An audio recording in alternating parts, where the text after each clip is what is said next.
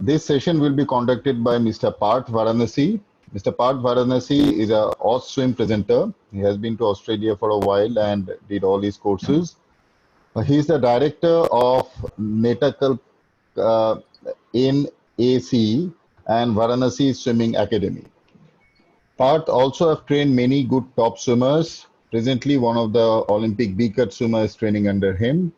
We like to welcome Parth, and the stage is yours. Right, thank you, Parth. Good morning, everybody. This is a fantastic initiative by Sports Authority of India and the Swimming Federation. Can everyone hear me? Yeah. Okay. Yeah, so this is a very vast topic, principles of long-term athlete development. But this is what is required for us if we are planning to achieve in the international stage or the world stage, right? Just next one. So what is LTAD? So the long-term athlete development program, it's a model, it's a physiological framework proposed to manage the focus, volume, and type of training applied to the athletes as they develop through adolescence, through adulthood, through high performance. So if you want to have top performing athletes, we need to take them through a certain model, right? So from the age of, say, 6 months or 4 years through to the age of 18 and so on to the senior category, okay? Well, this is a really, really long process. Champions are not built, they are born. They aren't born, they're built, okay? So nobody is a champion when they're born. They have to be built from scratch, right? So who are doing this, right? There are countries like US, Australia, Canada, New Zealand, UK. All these guys have a long-term athlete development program, and every single club takes it up over there, and every child or every swimmer, every athlete goes through this long-term athlete development program to become champions, and we have seen the results. We have seen the athletes who are performing excellent, winning gold medals in the Olympics, World Championships, and even creating world records from these countries who have gone through the long-term athlete development program. For India, so what we did is we checked on these long-term athlete models of different countries, and we picked up what's most suitable for India. And these are some of the stages that we have come up with. The first and foremost stage is introduction to aquatic environment. So basically getting familiar being in water. So the water is completely different compared to land, right? So that is the very first stage, getting familiarized, getting used to being in water, right? And the second phase is a learn to swim phase, where you start learning different stroke mechanics, different stroke techniques. You have the body position, you have the kicks, you have the arm action going, you have the breathing pattern, and putting all this together in your learn to swim program. And then we have the swim to train program, where you refine your techniques, you become more efficient in your techniques, and you also build that stroke endurance. So this is the swim to train phase. And then we have the train to train phase, where you build the engine through various training workouts. It's all about adaptation and being better at what you're doing, right? That's the train to train phase. And then we have the penultimate stage, which is the train to race, where the focus is shifted more from just training various aspects to coming close to individualization, right? You're training for specific event, you have a main stroke by then, and you're training to race. So that's the train to race phase. And after that, the final stage is towards excellence. If anybody lasts till here with this program, they're already in international swimmers here. So that's maximizing your engine. So every single bit matters. You have to go be very meticulous about every single aspects, and that is your life. So that's where you do head towards excellence as a swimmer. All right. So the very first model is introduction to aquatic environment, right?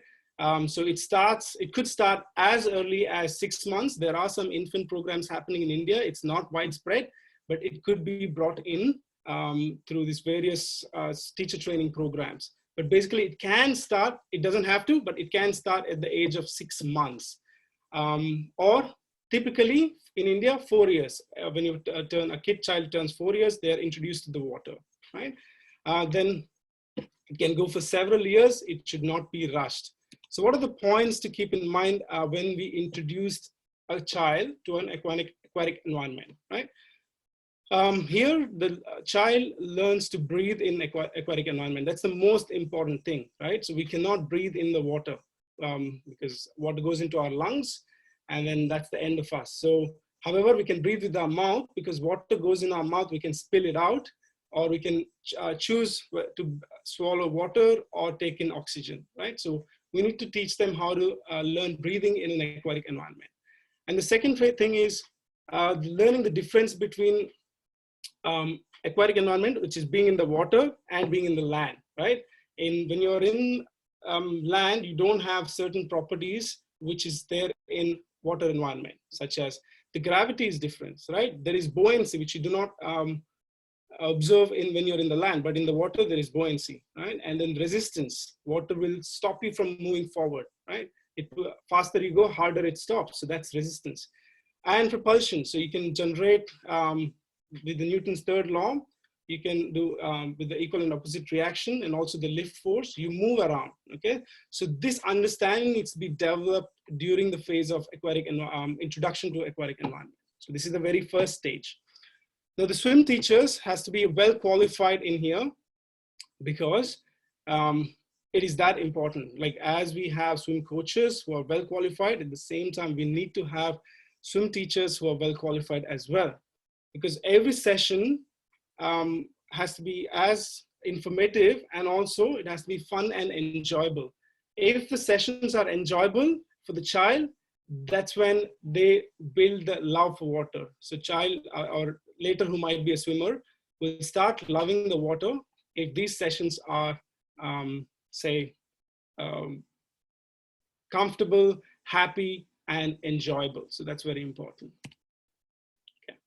So other points, there needs to be very slow progression. We should not rush this. It is not about attending 2 summer camps and then coming into racing. Absolutely not. So this has to be an yearly program. It should not be pushed upon them because it can't be like an everyday session, right? It should be twice a week kind of a session throughout the year, where the teachers teach at child's level. Okay, they come down. It has to be in baby pool, where the depth is less, and teachers do not force on them, right? And they keep it fun as much as possible. They use a lot of toys. Never ever yell or scold the child, because it shouldn't be a bad experience for the child. It should always be happy experience. Okay, should be comfortable pool depth. We should not take the children in who do not know how to swim. When we introduce them to the aquatic environment, they should be able to touch the bottom of the pool so that they're very comfortable, right? Okay. And then using a lot of toys to distract these kids so that they're not scared, right? The fear needs to be taken out of them. So when the fear is out there, they will listen to you more. They will listen to instructions. They start loving it. And then they start making swimming as their favorite sport, which is what we want, okay? Just giving you an example. So if you guys who are listening here, you might be coaches, but what I'm assuming is you have a significant hold or contact with the swim center that you're coaching in. So you have to influence these swim centers to come up with a good introduction to aquatic environment programs. I've just listed out 3 example levels, again, based on the programs which happens around the world, in our globe, who are in the countries who are doing fantastic in swimming. So there are typically 3 levels. If we want to start the infants, it starts from the age of 6 months to 18 months. Okay, so again, this is not a must. We can start after the age of 4. But if you're starting, so that is called the water babies beginner. So the age here is between 6 to 18 months. The parent will get into the water along with the instructor, okay? And then they go through various water familiarization movements here. And then there is water babies advanced, which is the age between 18 to 2.5 years, where again, the same thing, child and parent gets along with the swim instructor into the water, and they do more submersion, jumps and stuff, basically getting adapted to the water, all right? And then we have, say, kindergarten swim classes between the age of 2.5 to 4 years. This can happen between 4 to 5 also later on, or in some places where there is no infant swimming or no instructor with the infant swimming certification. So again, just the basic movements. We're not really teaching them swimming as such, just jumping around the pool, moving their arms, balancing stuff, back float, front float, rotating from front to back, all these stuff. Okay, this is very important. Please do not think this is not significant. India needs this badly. Okay, again, doesn't have to be starting at the age of 6 months. If we can, it's well and good. But otherwise, between the age of 4 to 6, this can happen, or 4 to 5 also, this can happen. Okay. All right, the next phase, the most important phase, is the learn to swim. Okay, so the teacher, the age range for this is between 6 to 10 years. Because I'll put 6 because if you start the water familiarization at the age of 4, then you could, I've left 2 years just for that. So no, absolutely no rushing. Okay, so 6 to 10 years, we take them to a long learn to swim phase. Okay, well, it could finish, that is the long range. It could finish in 2 years, or it can go up to 4 years. It's completely depending upon the parents, on the, or the kid, how much time they have to come to the pool, whether they're doing 1 session a week, 2 sessions a week, probably not more than that. Okay, so the session duration should not exceed 45 minutes. It's best if it's 30 minutes because the attention span of the child is less. So we want to hit the nail when it's hot. So they're only hot for 30 minutes or less than that. So make it, again, very enjoyable. It's skill-based learning, but we also introduce a lot of games and activities in here because they're young. They want to get out. They don't want to be sitting and listening to teacher like you guys are listening to me at the moment. We are adults, whereas kids, they're very different. So it has to be a happy environment, okay? So if they're doing like 10 different sports, not 10, maybe 5 different sports. So Monday they go to swimming, Tuesday they have dance class, Wednesday something else, Tuesday basketball, all different things. We need to make them love swimming the most, okay? So then only they will decide to take up swimming as they grow. Okay, otherwise they would go for some other sport. Okay, so learn to swim teachers are so important if we are considering the development of our entire nation's swimming capacity, right? So it's not just about coaches who are experts in the field, but also learn to swim teachers are very important here. Okay, so if you're in a swim center, which you're a coach, and then there are swim teachers, it's for your best interest. You make best friends with the swim teachers and make them do everything right. So connect with your swim teachers is very important. And then 6 years down the line, you will reap the benefits as a coach, okay? So going ahead with learn to swim, children who are familiar with aquatic environment, who can do back floats and they're comfortable breathing in the water and all that. So we teach them different strokes. So there are 4 strokes, as we all know: freestyle, backstroke, breaststroke, butterfly. Butterfly is taught a little later. But then there are 2 more strokes. They are the survival strokes. We have the side strokes. If you're doing a lifeguards course, you'd be doing it. And then there is survival backstroke. So survival backstroke is so important. We teach them early on. Especially in United Kingdom, they teach it so early that they teach breaststroke first. Okay, so survival backstroke is where you lay on your back, you do breaststroke, kick on your back, and then just movement of the arms. So by teaching all these different things, it will help them gain more control on water. Okay. Absolutely not making any favorites during this time about strokes. Like you can't say that, oh, freestyle is your favorite stroke or butterfly backstroke is your favorite stroke. Nothing like that. We're teaching them all strokes, okay? Our swim school can have up to 4 levels in learn to swim classes. This can go up to 2 to 4 years, okay? Between 1 to 2 sessions. If it's 1 session, can go up to 4 years. 2 sessions could be done in 2 years, 2-3 years, okay? So here the confident children learn freestyle backstroke for the first few years, followed by breaststroke kick on the back, which is the wild backstroke, and then backstroke pull with freestyle or fly kicks. Okay, so full breaststroke is introduced And then some of the butterfly drills are introduced as well. So some of the components that we need to remember in here. So it has to be the most exciting thing that child does in that week. So keep it exciting, do a lot of games. You know, in water, you can do various things. Swimming is equivalent to flying in terms of physics. So imagine how much we can get our kids excited for the swimming sessions, okay?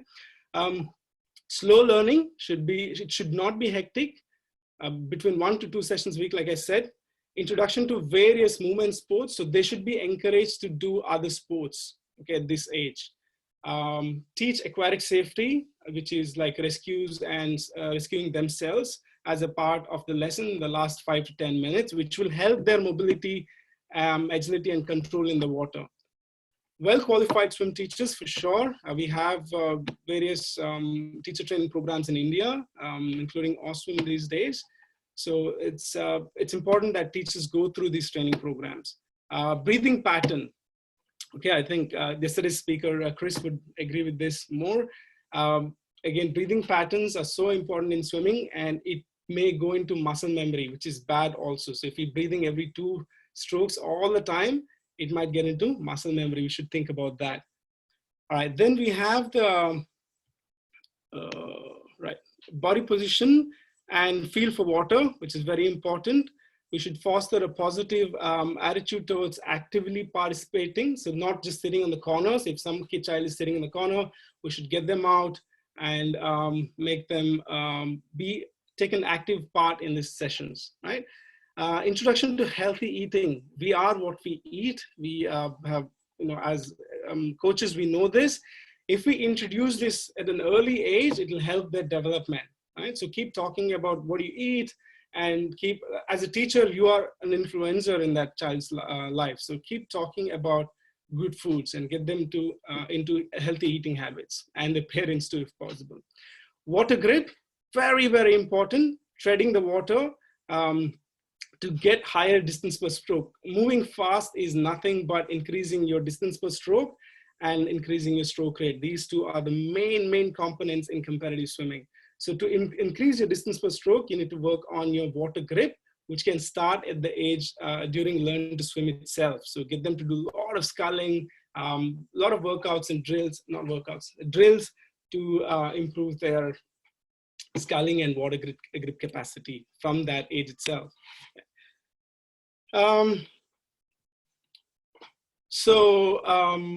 Typically we have 3 levels in learn to swim. So the 4 levels I said, but I've listed some 3 levels for your thing. So you can go through it. I will share this PPT later on.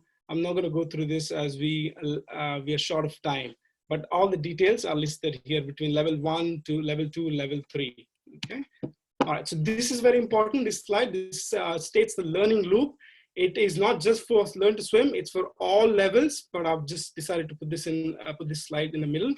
Now, learning loop is how somebody learns something, okay? All right, so information is the first part. As coach, we have the information that we tell our swimmers how to do a stroke, right? So freestyle is swim like this, okay?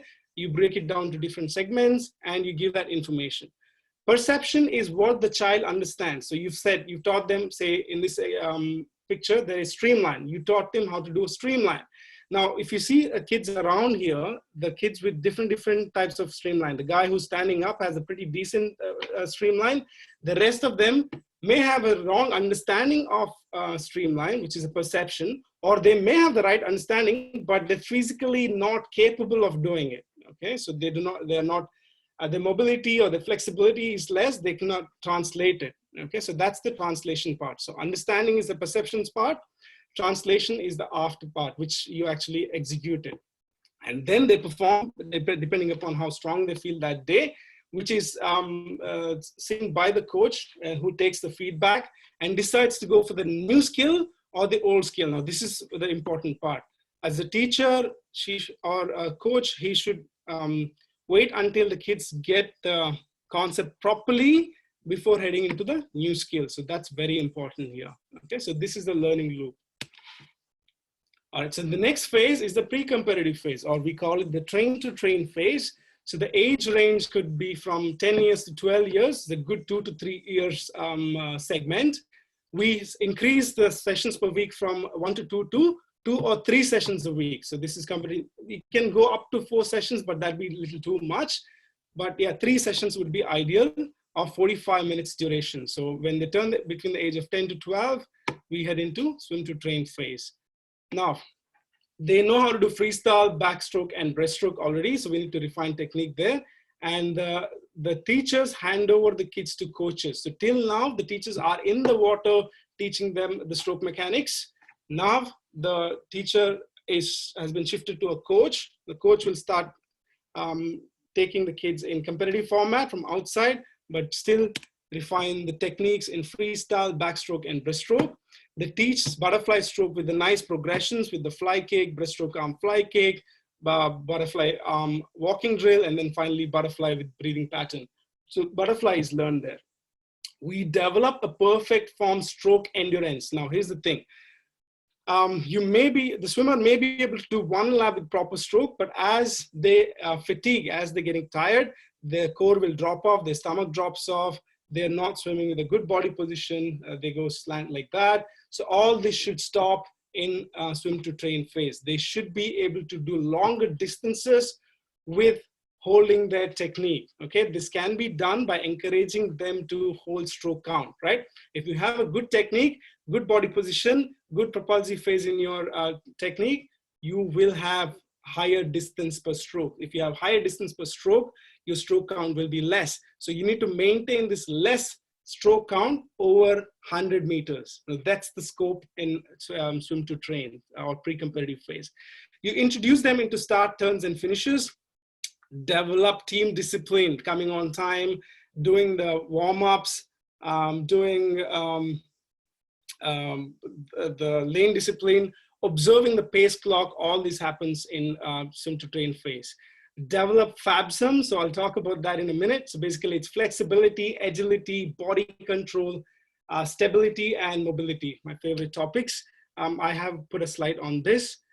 So to start developing that, and develop the ability to make corrections in water, okay? So they've been swimming for a while now, 2-3 years now. Swimming should not be in their muscle memory by now because they are growing. As they grow older and older, the limbs get bigger, they should be able to do corrections in water. Otherwise, the technique will mess up later on. Develop breathing patterns. Again, we need to introduce them to 3, 5, 7 in freestyle so that they do not get used to breathing every 2 strokes. In the last World Championship, we saw somebody from Australia, Ariana Titmus, beat Katie Ledecky. What she did not stick to 2-arm breathing. She was going 4-arm, 6-arm, 7-arm breathing, even in the last lap of her 400 freestyle, and she beat Katie Ledecky, okay, which is a huge thing. So this pattern could be introduced from an early age onwards so that the breathing every 2 arms doesn't get into muscle memory. Very, very important topic. Like you can think about this. And then encourage to do various movement sports, okay? So this improves your correction capabilities in water, okay? And do not worry about timing. Please don't even introduce them to timing. Don't even tell your time is this one, never say that. But introduce them to SOL score, which is basically your timing plus the number of strokes you've taken to complete that 50 meters. If it takes 50 strokes to complete and clocks 30 seconds, that's 30 plus 50 is the total time. But if he can do the same 32 seconds in a 40 strokes, he will have a better SOL score. So that should be the focus here, the SOL score. So focus 75% on training. I'm just giving you an example there. So do introduce them to competitive environment, but more into SOL score, not just the timing or higher stroke rate. Definitely not higher stroke rate, okay? So heading to, still in swim to train phase, develop the ability to make corrections in water. That was one of the points. I want to explain this. So we have the motor cortex and the cerebrum, which the cerebrum understand what the coach is saying, and the motor cortex allows our body to do it. But because we do some swimming repeatedly, you've all heard of muscle memory. So the connection between the brain and the muscles will wear off because the muscles already know how to do it. But if you've been doing a wrong technique, and your body will not listen to your brain. So hence, you need to do different kinds of things, that such as swim drills, which is all different things where you need to really apply your brain to do that. Play water polo, play volleyball, do gymnastics, skating, surfing, slacklining, Kho-Kho is one of India's famous games. So all this will improve the cerebromotor cortex connection. So you will be able to do the corrections which is required in the water to do. So you won't get stuck. So otherwise, coaches are frustrated.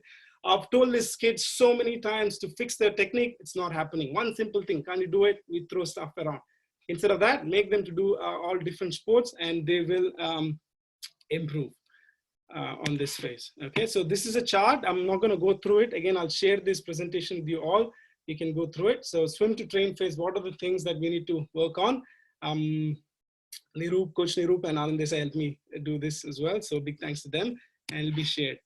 All right, what's FABSM? I'll talk about it while you guys watching this video. So these are some of the workouts that we could do to improve FABSM, okay? So agility is how quickly you can react to a stimulus. For example, take your mark, go. Go is the stimulus over there, and then your reaction time is how agile you can be. That's just an example, okay? And then mobility is how much is your range of your movement, your arms, how much they can move. That's the mobility. And then there is flexibility. You all know what flexibility means. Then we have stability. Stability is your balance. In terms of swimming, stability could be how long can you float? How long can you do a hermit float, or like a pencil float, like Coach Miguel was talking about. And then you have the body control, okay? So you should be able to give those commands. That's the translation bit. You've understood how to do this technique. You should be able to translate into your swim mechanics. Your body should be able to do it. Your arms should be able to do it. Your legs should be able to do it. That command given by the brain to body is the body control. So if you develop agility, stability, mobility, flexibility, and your body control, you can kind of master any sports, as long as you have a good coach to tell you the good right technique, right? Okay, yeah, this video goes on, but yeah, I'll share this later on with you all. I'm happy to share this. So going ahead, there is some more videos. Yoga, acro yoga are fantastic for this. India has something called Iyengar yoga, which is a blessing in disguise for all the athletes, pro sports. The top athletes of all various fields come and do yoga. We are not doing enough, even though it's originated in India. So the slide and the video here is just some of the activation workouts for improving your FABSM. Again, I will not hold on here for longer because I'm short of time, but I'll share this with you. You can watch, okay? Animal flow, I'll come back to this during the question answer session or something, because it's about, again, about 2 minutes long. So also builds endurance and, FABSM, okay? All right, now heading into train to train phase. Swimmers from a pre-competitive phase move up to the train to train phase of competitive swimming. Here the swimmer starts understanding the training workouts better. Okay, why do we do this workout? Simply we don't turn up on a day, today we're doing LT, or lactate tolerance, or lactate building or something. We're focusing more on aerobic training here. So we understand why we do this training, okay? So especially the significance of aerobic training, right?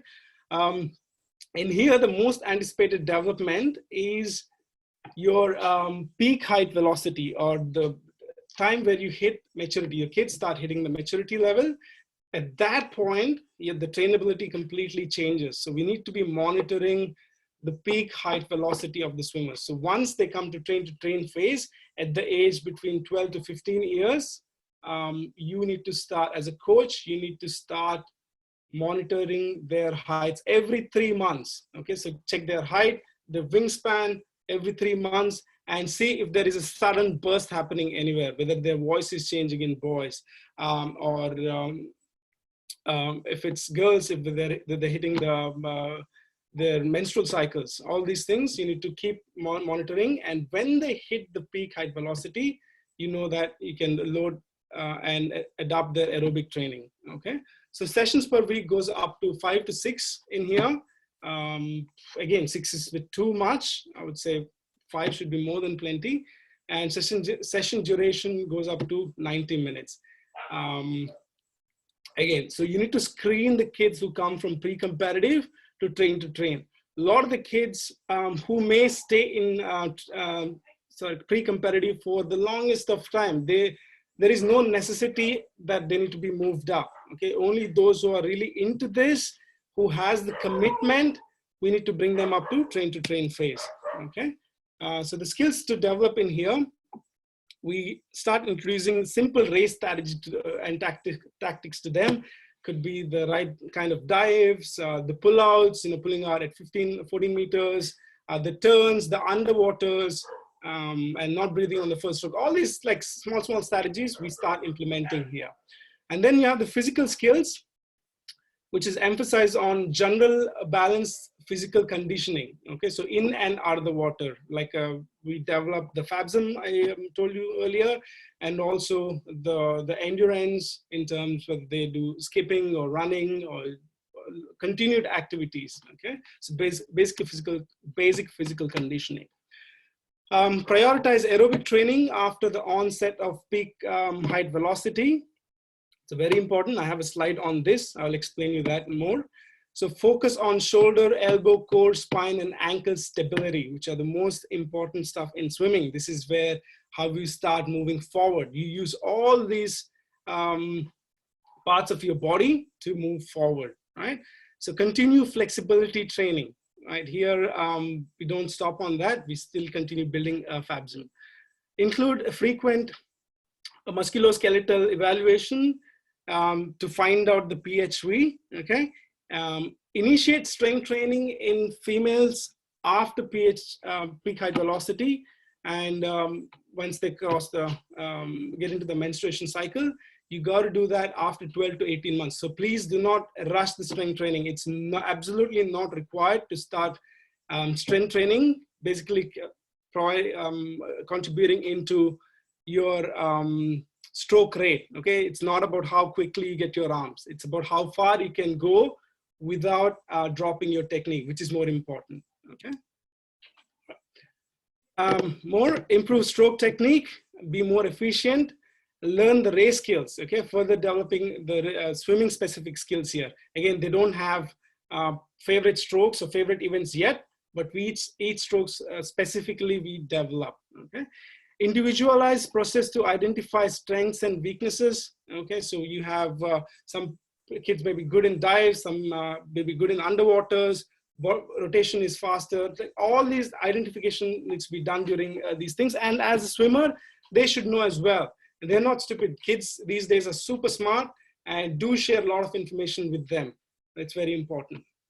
So improve conditioning components, endurance and speed while maintaining the stroke technique. So that's, again, I'm repeating this because it's so important. Holding the stroke technique with the speed is very important. Okay, so the ability to adapt swimming techniques for types of swims, whether there's doing sprints in distance, like our national coach the other day was mentioning, took the whole session. So that needs to be started. We need to introduce that during the train to train phase. For IMs or distance swims or sprints, they're all different types, okay? So we can introduce it here. Maintain a correct technique in long swims. Again, I'm repeating this because it's more important than anything else. Develop general body coordination in and out of the water. This is why we do various land workouts and bring that coordination back into the water, okay? So we are getting slightly more specific here. Know the purpose of drills taught and execute them as required. So most important thing as a coach is to give drills followed by a swim. Okay, so it could be a 75, could be 25 drills, 25 DPS, 25 swim. The swimmer must know why we are doing this drill. So don't just give the drill off. Please take your time, 2 to 3 minutes. It's okay, it's not wasted. Explain why we are doing this drill. Look, your arm, so giving an example, in freestyle, look, your arm is going across. Okay, so for correcting that, we could do, say, fingertip drag drill, where you push your arm out, and then you drag your finger in the line of the body and push it straight forward and get it under your face. So this is what needs to be told to them, and they should do that over that 75. So always have this outcome when you do these drills. Okay, so that's the train to train phase is all about. So the ability to make corrections in the movement in water happens when you're doing all these different things. It will come. Consolidate stroke development, again, focus on that. I'm repeating this. Now, train to train phase, in the mental skills aspects, introduce goal settings, short or medium. The initial goals could be on holding the stroke count over 100 meters, over 200 meters, over 300 meters, right? So the long term could be holding the stroke count for 800 meters. It has to be progressive. Introduce imagery skills or visualization. So closing your eyes and doing your training. So give good 5 minutes before every swim sessions to visualize that training, especially if they have test sets. Let them visualize it. When they're going to competition, they need to visualize, basically holding a timer or something. They got to close their eyes. They say, take your mark, go in their head, and then the dive, the pull-outs, and they need to visualize the arms they're doing when they're approaching the wall, the turn. This is how Michael Phelps swam, because he did from a very early age. And even though the water got into his goggles during the race, he could swim the entire back end 50 without seeing, because he was visualizing it. That was happening in his head, what exactly he was doing in the water. So visualization, if you start early, human brain can do incredible stuff. Okay. Introduce relaxation skills, which is especially patience and self-control.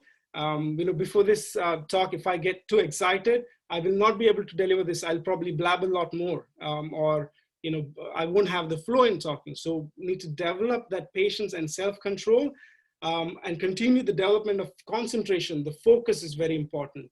And these days you have access to breathology. It's a topic just on breathing. We can understand this. It is on internet. We can have experts coming in and help our kids on this. Yoga, meditation, every town, every city has this access to this, and it's not that expensive. Pranayama is one of the major things that we have in India. We should definitely get our swimmers to do that. It will help them not only just in relaxation skills, but also load up that oxygen in our red blood cells. Okay, promote positive reinforcement. Always talk positive, whether it's team or individual, which also will help the kids become a better swimmer. Okay, so promote positive communication, introduce skills for time management, promote the use of rest and recovery techniques, foam rolling, stretching, all these things. Promote that at this phase. Promote disciplines and personal responsibility. Okay, they are, as swimmers, they are responsible. It's important to promote that. Use of training and performance daily log. We have such an easy tool these days. There is Google Docs. We can simply make Google Sheets and record what time you woke up, or what time swimmer woke up. What is the orthostat, which is the resting heart rate, and the heart rate when you standing up, the difference. And then what you ate that day, what was the feedback that day. All these are very important going ahead into the next phases, okay? But needs to be introduced here. Introduce them to superfoods, nutrition and hydration needs, okay? The foods which are rich in protein, vitamins, iron, and all these different things which will make their body and mind both sharp. We need to introduce this to them during this phase. So introduce athletes understanding of planning and periodization. We talk about it. We don't go deep into it, but we definitely talk about it so that they're ready when they go to the next phase. Promote teamwork, okay, and personal interaction skills, whether they're talking with the coach or with individuals, with each other, always helps, so we need to develop these skills with them. Okay, so build awareness of peak height velocity and window of optimal trainability. Okay, the next slide, I'm going to talk about that. All right, so what is peak height velocity? Don't skip this, all coaches. When they get into train to train phase, when they hit the age of 12. This is again general. Some kids, like we have a swimmer who hit maturity at the age of 10. Okay, so not the best thing, but happened, we can't help it. But you generally at the age of 12. So you start measuring their height every 3 months. And when you see a spike of height, like I remember mine, when I was in high school, I started growing 10 centimeters every year. So that's probably where I hit my peak height velocity. So you need to identify that by measuring it every 3 months in your entire squad. And when they hit that thing, you put them into a different section where you start training them in repeats of 200 meters with a good technique, 400 meters, and even T30s and T20s once a fortnight. So as Swimming Federation of India has given us these guidelines to us. So I'm just reinforcing that why we need to do this T30s and T20s as well. So Nihar sir also talking about this, very important to identify this phase. Okay, so here we do not talk about any strength training. There's no aerobic stuff happening, which would be useless, like Chris was talking yesterday, Coach Chris was talking yesterday. And at this time, we should definitely focus on their aerobic training, but keeping the technique in mind, not dropping the technique. So stroke count is what's going to tell us whether they have good technique, efficient technique or not. So make them understand this, okay? I've given an example workout just down there. Just an example workout. You can come up as coaches. You're all smart, brilliant in writing workouts. So that's just an example workout. Again, a table, I'm not going to go through this. You can watch it later in the PPT. Just describing certain aspect in this phase. Okay, so running out of time again. Train to race. During this phase, the next phase, the swimmer begins to transform into a pro athlete. Okay, so between the age of 15 to 17 years, this can last 2 to 3 years. Number of session goes up from 6 to 8, even 9 sometimes, depending upon the season, what time of the season you're in. Duration 90 minutes plus. Some can even go for 2 hours. Not suggested, but it can. Now, here coaches and athletes work together. All right, so they start teaching. Spend a lot of time more talking outside the water as well. And they focus on anaerobic development and stroke-specific strength training over here. Periodization is understood by not just the coach, but the swimmer as well. All right. So the focus is on event, whether it's distance or sprint. So we start preparing for this aspect, okay? The swimmer learns to deal with the pressure and the balance of the stress. So if you have a lot of pressure, you will not perform because of various reasons. So the swimmer starts going to races. Here, attending races becomes a common thing. The swimmer ideally should attend 1 race a month at least, okay, in the train to race phase. Whether there might be a big championship or small championship. You may not periodize yourself to perform in that race. It could be less significant in terms of your peak performance, but it gives you a lot of data. It gives you a lot of experience. It will train you to balance yourself under the stress, right? Develop an athlete's ability to plan and assess competition for the heats and finals. So you can't go too fast in the heats, then empty your tank for the finals, right? So you need to assess whether you're capable of going to the finals by cruising in the heats, or you need to go hard in heats so that you come to the finals. You need to make that planning and assess and plan it properly when you're heading into the races.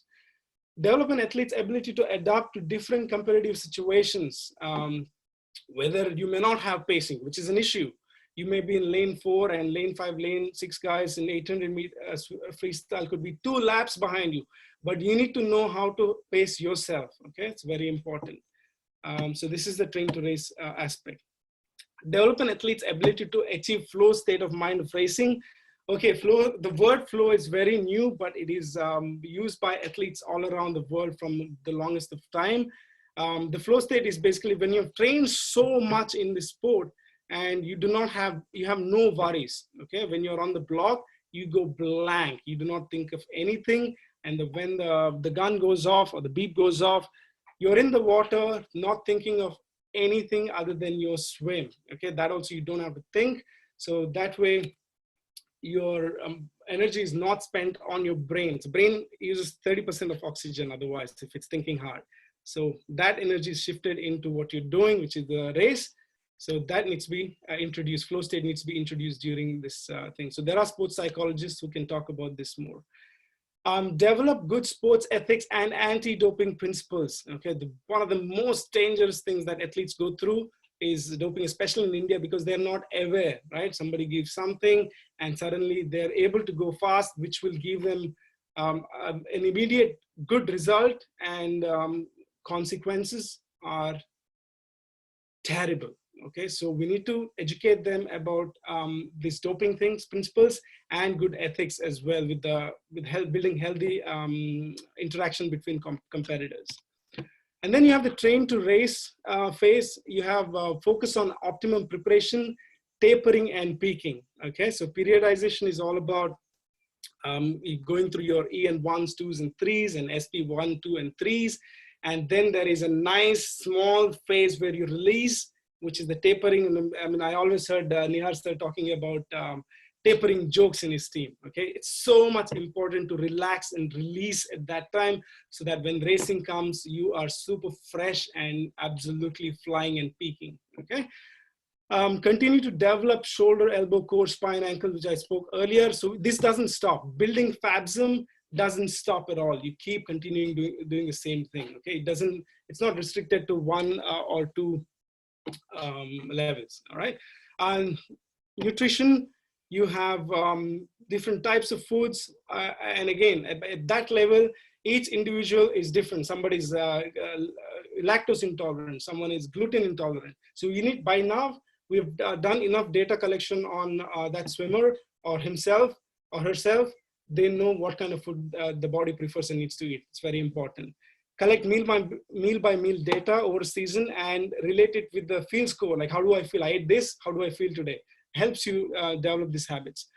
Develop natural disliking towards junk food. Start hating junk food, because you are what you eat. Junk food is going to destroy you. All right, so develop the attitude of good food is happy food. Makes happy food makes you swim faster. Right, so develop eating a regimen, whether it's the time gaps, the fasting periods, or when do you load your carbs, or when do you need to take protein. This had to be second nature to you. Vitamins, without vitamins, all the proteins you've taken is useless. So all this has to be developed. So consume more superfoods. There are superfoods out there.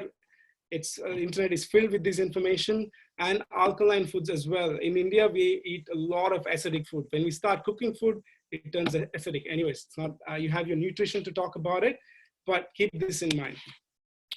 So other technical stuffs involve competition simulation of racing during training. You do test sets, you do time trials, you do time standard meets for swimmers as often as possible. And then you get obsessed with efficiency and monitoring your speeds. Like in cars and bikes, we have kilometers per hour. For swimmers, it's meters per second. So calculating the distance traveled in meters and dividing it by seconds is basically the meters per second. That's the velocity, right? So keep that in mind. And in correlation with heart rate, at a lower heart rate, if you can go higher speed, that tells you have a higher efficiency stroke, right? So that's important.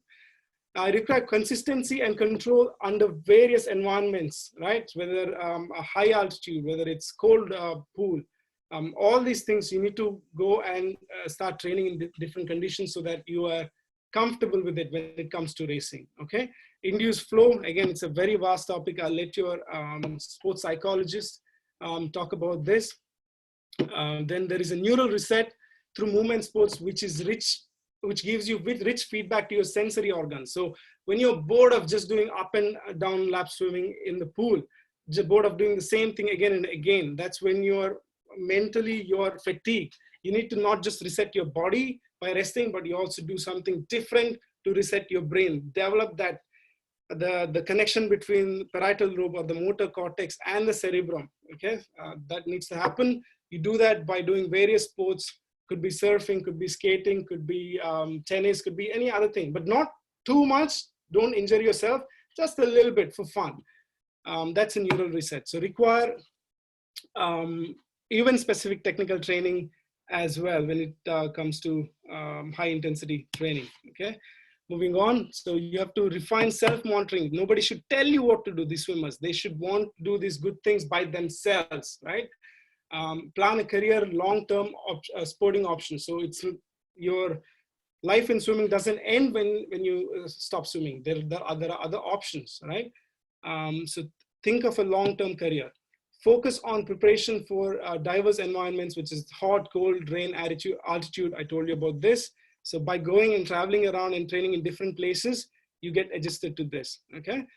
So it's good to have sister clubs. One in Mumbai, one could be in up in Assam or something. You know, you move around and do these kind of things. Refine injury prevention and rest and recovery strategies. Whether it's foam rolling or going to a chiro or going to a physiotherapist, have this as a routine thing, okay? Involve various aspects of sports science to optimize training and performance. So there are various sports science aspects in today's world. Start interacting with them at the, during this phase, train to race phase, okay? Focus on integration of sports, career, and life goals. Like I said, when you've climbed such a higher step in swimming, you come to train to race phase. Why do you want to look for a job in some other aspects? You know, there is jobs in swimming. Plan that. I mean, if you want to do that, okay?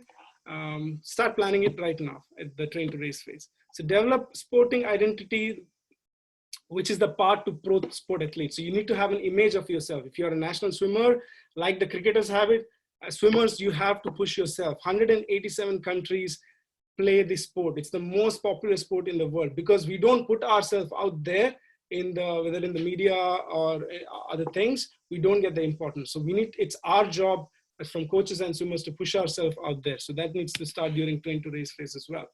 So promote involvement in decision-making and personal responsibility. So swimmer has more control here.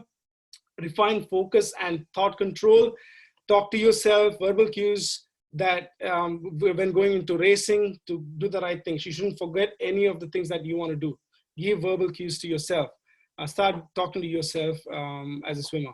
So refine goal setting skills, whether it's short, mid-term, and long-term. You need to refine it, make it for high performance.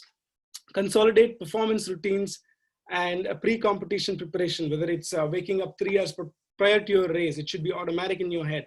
Hydration, the activation, the diet or visualization, the imagery skills. So all this should come as a second nature. It should be automatic in you, okay? Visualization is a very important thing. I spoke about it earlier. Develop skills for anxiety control and relaxation. So inverted U is something, again, Nihar sir talks about. You shouldn't be too relaxed. You shouldn't be too tense. You should have that perfect mental state heading into the race to get your best time. Again, example sets.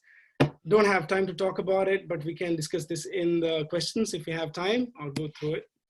Again, this is an amazing set. I would love to talk about this. Again, if you have, in the end, let's get back to the racing strategy of setup speed. The next and the final phase is towards excellence. This is the final phase of in professional swimming and the last part of long-term athlete development. If the trainer, the swimmer has lasted till long-term LTAD program properly, he or she would be a part of the international swimming team of that country already, right?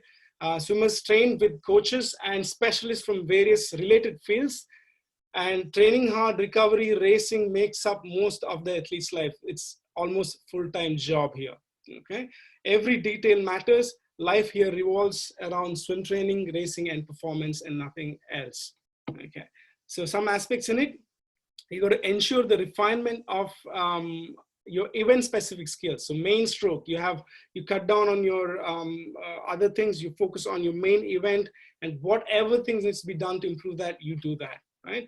So develop the ability to improvise with skills, stroke, and race techniques. So you take as many videos as possible of your racing. You do a lot of training at the race pace. You take underwater videos and even a teeny tiny bit, whether it's flexing your ankle a little bit more or whether catching the water slightly early. All these small stroke corrections you need to make at this level, okay, which gives you 0.1, 0.01, everything matters. So include event competition specific skill training. They are automatic second nature. Like I said, pull-outs, the breathing patterns, the free movement after the push-off, activation before visualization, all this has to be automatic in you. Nobody has to tell you what to do as a swimmer. Excuse me. So focus on fully individualized approach. Like our national coach was saying, every single athlete is different. So now we do not take a group approach, we take individual approach as a coach and as a swimmer as well.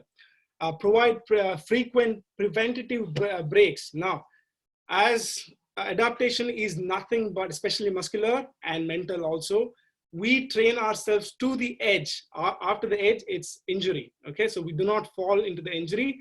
We take a rest and let the adaptation happen a little bit more. And then again, we come close to that edge. We train ourselves so hard, we break our muscles so close to injury, but we don't cross it.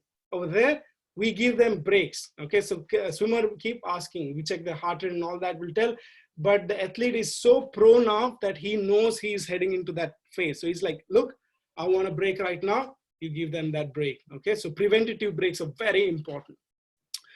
Induce neural reset by actively doing physical activities, which is not swimming, but something else they love doing. Okay, it could be, like I said, surfing, skating, but something that shouldn't injure them. Okay, I wouldn't say skating. But it'll reset, neurally reset them. It could be yoga, could be animal flow, could be some of the games, or going and watching games, or even going and dancing. Okay, it's totally fine. The focus on the maintenance and possible improvement of physical capabilities, everything, your broad jump, your box jump, how much you can skip, it could be in thousands, but improving in every aspect matters over here. Develop effective strategies to adopt during competitions, suitably adopt competitions, whether water getting into your eyes or not getting the right food on that particular day, like Usain Bolt had to eat chicken nuggets. I wouldn't suggest that, but he did that because he's used to that, right? Again, that's not a great example, but I'm just telling you that adaptation, you should be able to adapt suitably for the competition. Model all possible aspects of performance in training and improve your race strengths as well. You all have your strengths in races, so work on your strengths, work on your weaknesses and kill your race strengths. Okay, absolutely do the best you can, right? Lifestyle requires a well-developed self-monitoring attitude. You are not doing it for anyone else by the time you're reaching excellence. So as coaches, we need to keep telling them that you're doing it for yourself. So, I'm not going to yell and shout at you. This is what you want to do. Please do this. It requires a well-developed and integrated support network, whether it's from your coach, your sports science guy, your physiotherapist, your chiropractor, whether all these guys connected to your state association, your national body, or it's FINA, okay? Depending upon what level you are, you all need to work, the athlete need to work with the support team. So as a coach, you should help the athlete stay in this network, right? So increase knowledge on all areas related to personal well-being, right? It's not just about in the pool, out of the pool as well, keeping good relationship with everyone, leading a good hygienic and disciplined life, very important at this level, okay? Include rest and relaxation, we talk about this. Include a fully integrated sports career and a life plan. Don't just keep training, have a plan where you want to go, where you want to reach, and work towards it, right? So some more points, the last few points: promote independent decision making. You got to be very independent, not just depend on the coach. So coach needs to give that independence to the swimmer at this level and have them think for themselves and support them in this. So develop athletes capable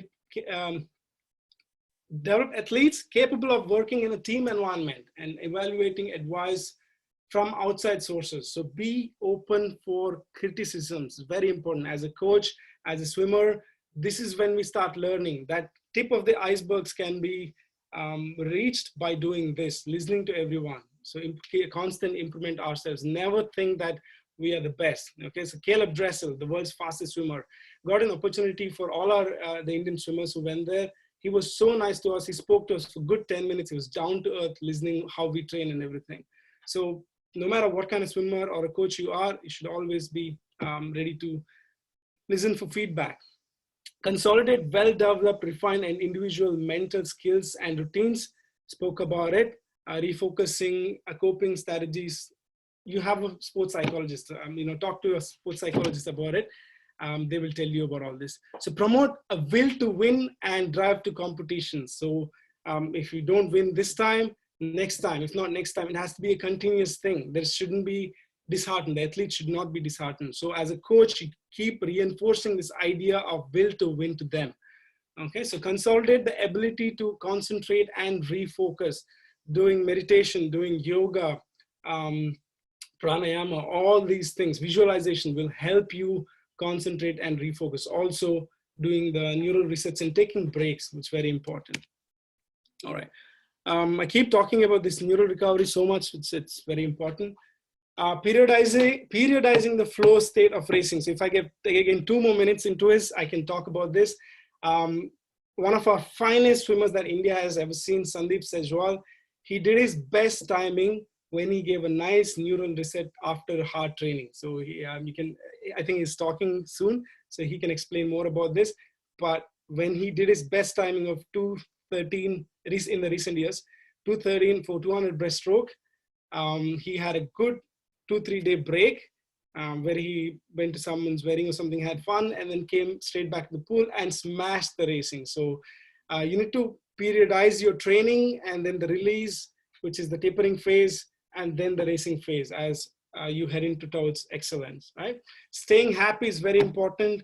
Low stress lifestyle. Happy swimmer is a fast swimmer.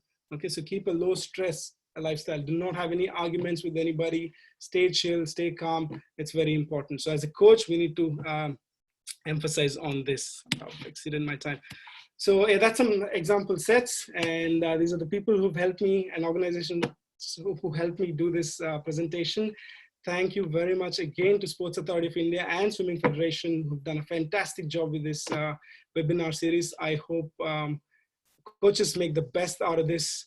And yeah, Jai Hind, then we can do incredible things. So questions? Sorry, I took a little excess of time.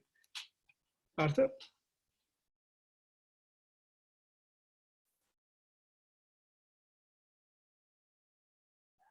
Yeah, thank you. I think Parth has yet to switch on his audio and come back on the video. Okay.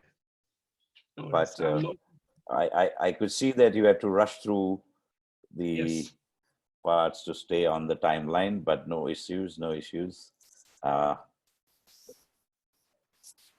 There's something I'd like to mention before we start the Q&A. Just wait for Partha to come back. Yes, sir.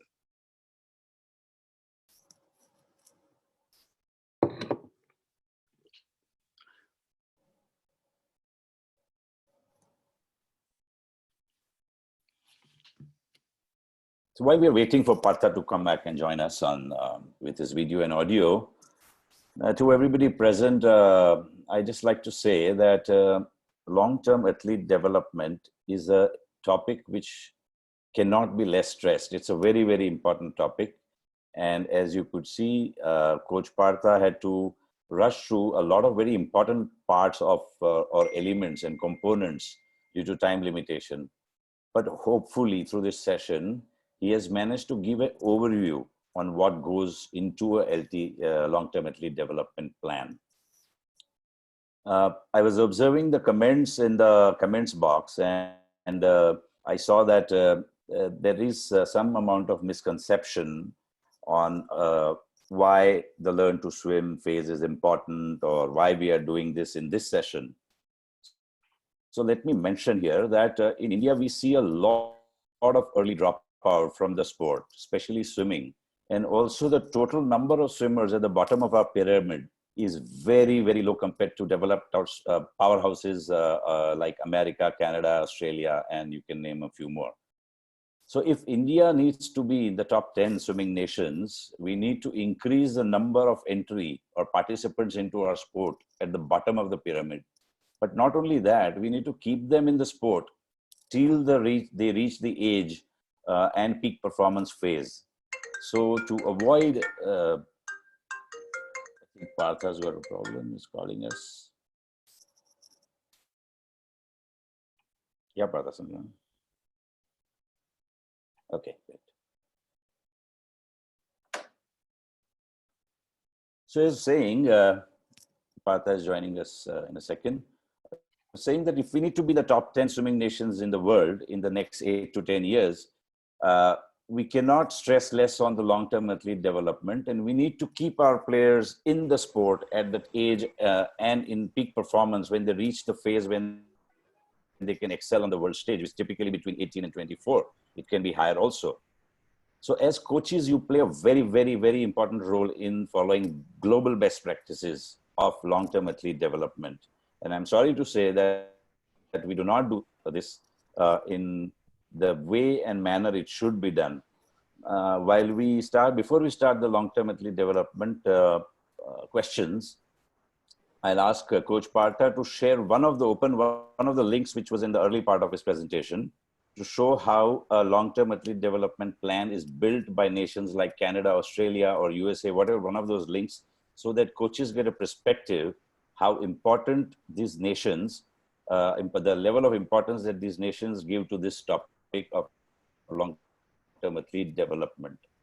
And then we'll do the quick Q&A. Yes, sir. I'm just sharing the Canada's one, which is the latest one. It's coming up on your screen right now. Has it come? No. Sir, has it come? I'm sharing the Canada's one. No, your desktop is there. Okay, so I'm gonna go.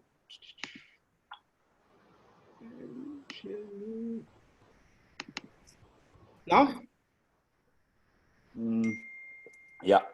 Okay, so I'm just gonna scroll through that. So as you can see, it's a well-documented plan, and it's not something ad hoc that these countries follow.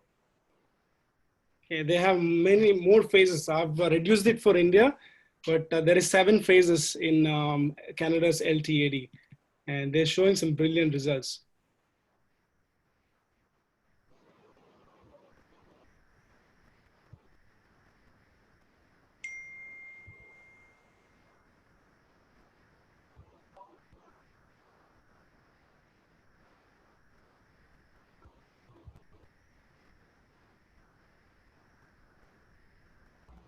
The 10-year rule talks about 10-year rule, the development aids, the fundamentals, specialization. You spoke about peak height velocity there, trainability, the other developments, periodization, the calendar, a lot of components. Can you open that matrix? Yes, sir.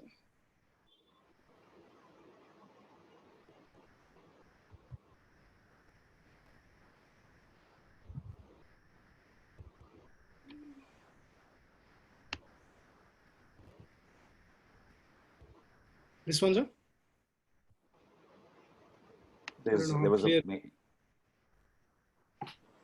so there's a lot of information there. All this is available on the internet for coaches who are interested. The idea is only to explain or demonstrate to the coaches who are participating here the importance of a long-term athlete development plan.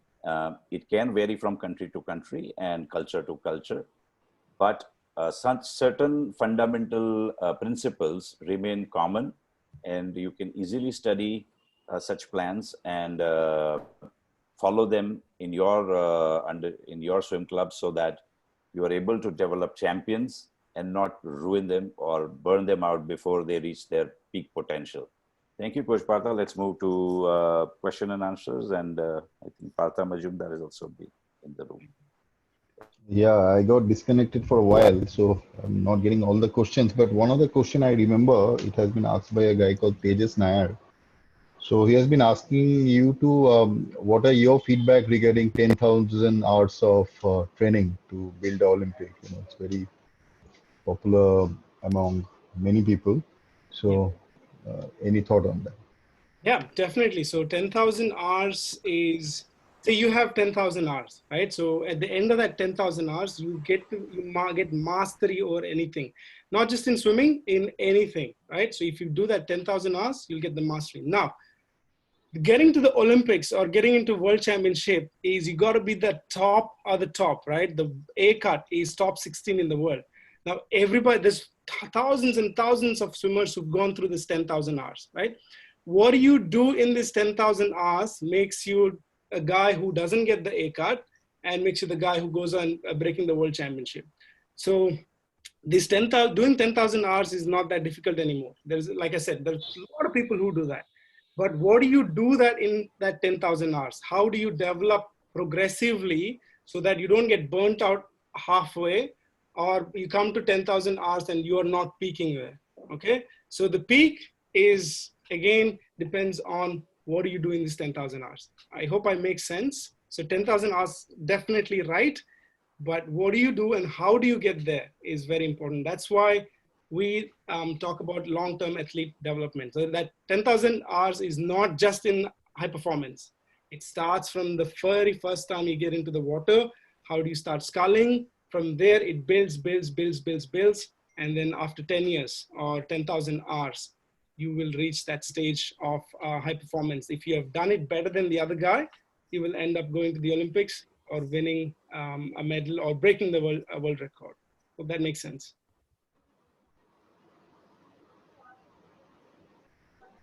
Thank you. Monal sir, would you like to point some question?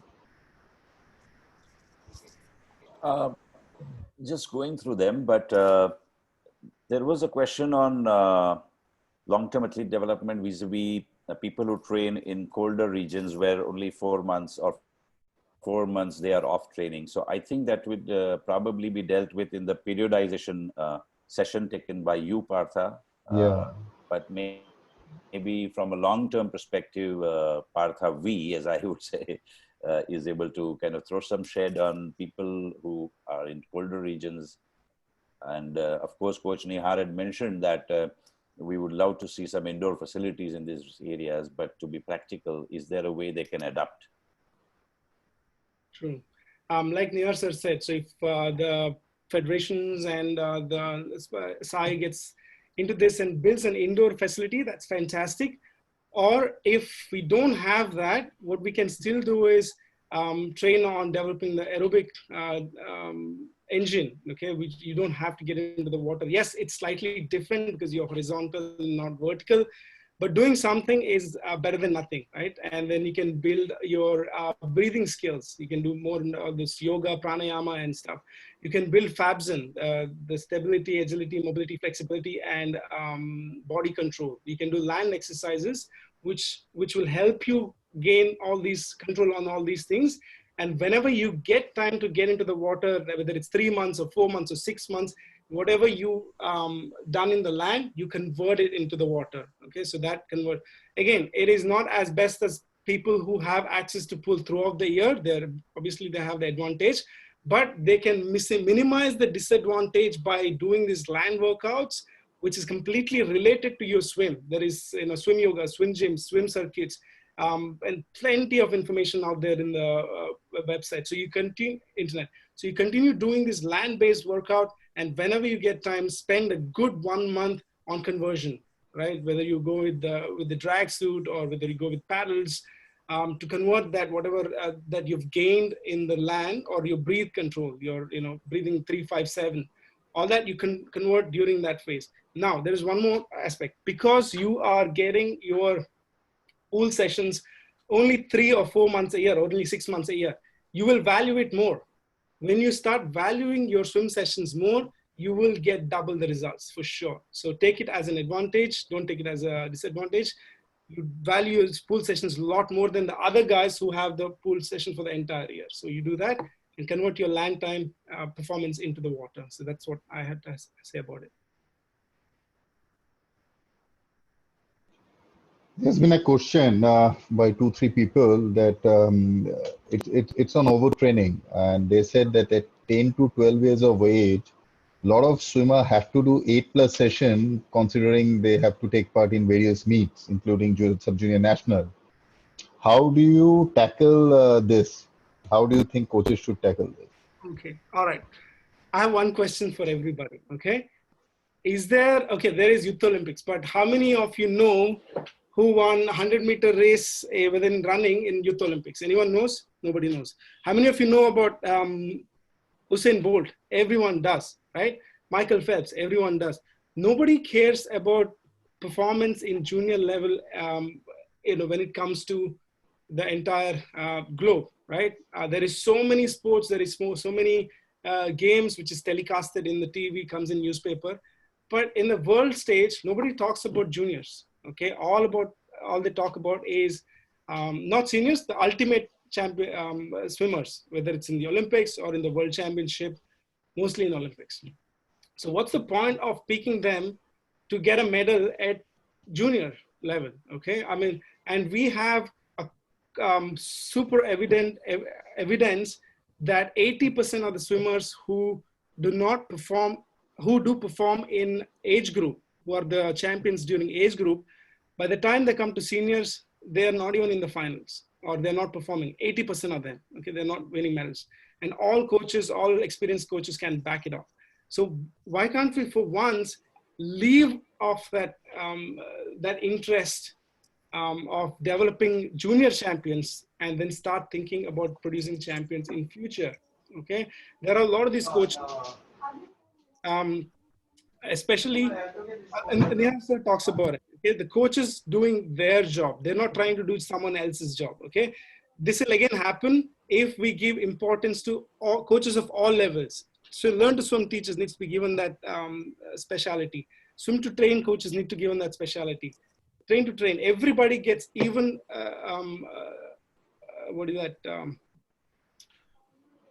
importance in the world of swimming. This is when the change will happen, because they will stick to their job and they will not try to do something different. They're more than happy with developing stroke mechanism, the reduced stroke count, stroke efficiency, not thinking about bringing up a national record holder junior kid, okay? But sometimes here and there, some kids go through early maturity, they will start performing better. I mean, it's always there, but we should always keep in mind that not to think about overtraining at early years and messing up their career for later, okay? Hope that makes sense.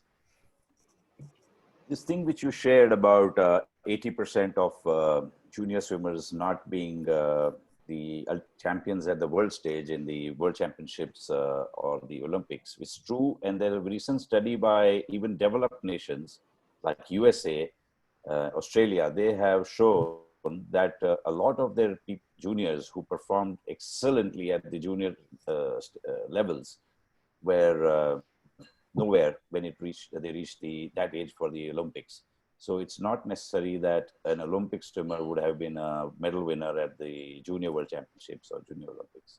And this is across all swimming powerhouse nations and not just a country like ours. So we should focus on what Partha is saying. Thank you, sir. And Partha Majumdar, could you? Yeah, there's been a question asked by Mr. Ganesh, a para swimmer. So he have been asking about any suggestion do you have for long-term athlete development for para swimmers? Okay, I'm not an expert in this field, but I think it will be the same. Whether it's para swimmers or otherwise, like you have the same stages. How do you interpret is up to you and your coaches, but the basics are absolutely the same, I think. It doesn't change at all. I don't know if any country has a separate training, long-term development for para athletes. There might be certain aspect in your training that you do differently compared to the other athletes, but the fundamentals are the same, I think.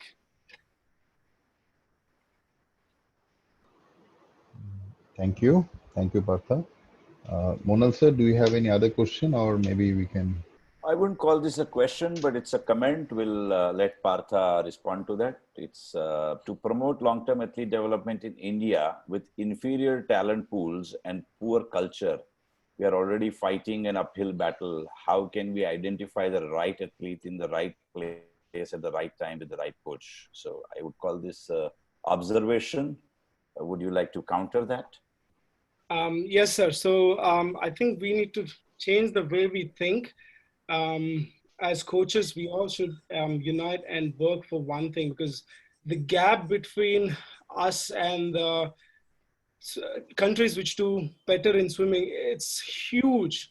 If only we all come together and start developing a sport as one, swimming will have greater interest in our country's sports interests. So once that happens, look how much cricket has importance, right? If you're a cricketer, you don't have to worry for your life, like whether it's monetarily, whether it's the amount of sponsorship you get or the amount of people who know you, right? So same should be there for swimming, even higher, because cricket is played by what? 18 countries. Swimming is done by 187 countries. So we need to bring that here. To do that, we need to find performance. For that, we all have to work together, and we should, share information and do the right things. Now, identifying a talent can happen at any time. So we have swimmers, some amazing swimmers out there who started the swimming career at the age of 14. So it's a very sensitive topic to talk about. But if you have a general system of long-term athlete development, like now there are 700 odd people, 485 participants. If they all go back to their respective pools and start pushing towards developing this long-term athlete development, not just worry about swim coaching, but do worry about learn to swim also. So if we start doing this in coming 5 to 6 to 7, 8 years, we will start identifying these talents a lot better, right? It's a huge country. There are tons of swimmers. To pick these talents, we need to have a program, okay? Again, that's not the only way, but if we have a proper